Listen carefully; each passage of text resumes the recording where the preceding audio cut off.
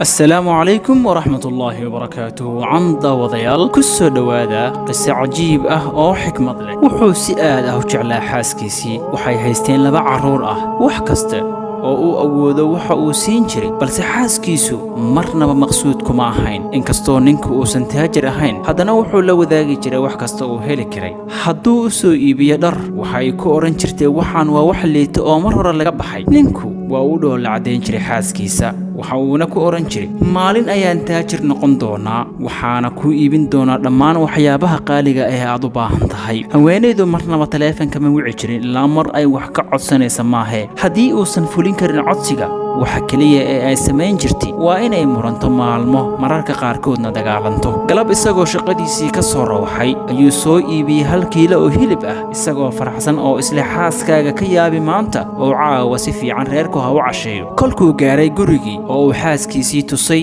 ayay ku tiri nin baad sheeganaysaa oo 1 kiilo oo hilib ah guriga keenaysa masaliid baa taal ma wax kale oo lagu daro kadibna banaanka ayay ku toortay hilib ninkii aad ayuu u carooday balse wuu isdejiyay wuxuuna marnaba hoos ha u dhigin jacaylka aad reerkaaga u qabto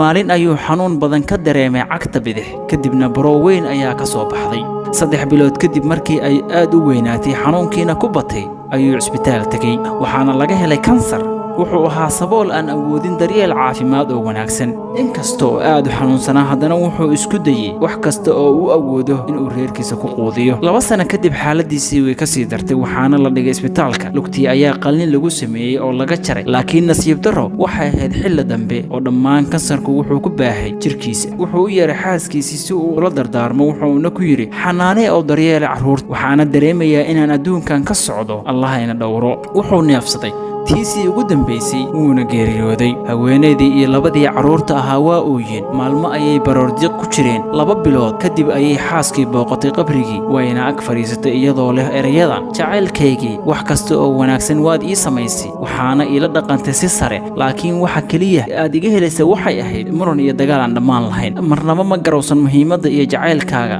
ilaa hadda oo aan naga tagtay goortii aan aniga noqday qofka laga rabo cuntada dharka biilka waxbarashada waxyaabo kale oo badan waxaan xasuustay markii aan tuuray kiiladii hilibka lahayd laakiin hadda ma haysto xitaa nus kiilo meel aan ka helno dhammaan waan tabaynaa maqnaanshahaaga hadda gabadhaadii yareed oo hin ma joojiso iyadoo ay weydiisa aabaheed allah kuu naxariisto haddaba daawade maxaan ka faa'iideynaa qisadan xigmadda iyo la yaabka xambaarsan had iyo jeer ku qanacsanow oo ka mahadceli wixii lagu siiyo hadday yar tahay ama weyn tahay jacaylku ma ahan wax badan inaan haysanno balse waa sida la iskula wadaago wax yar ee la haysto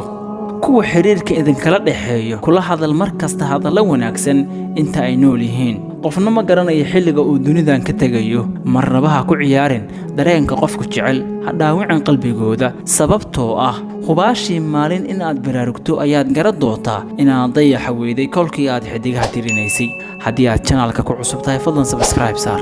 haddii aad ka hesho muuqaalka like saar lana wadaag asxaabtaada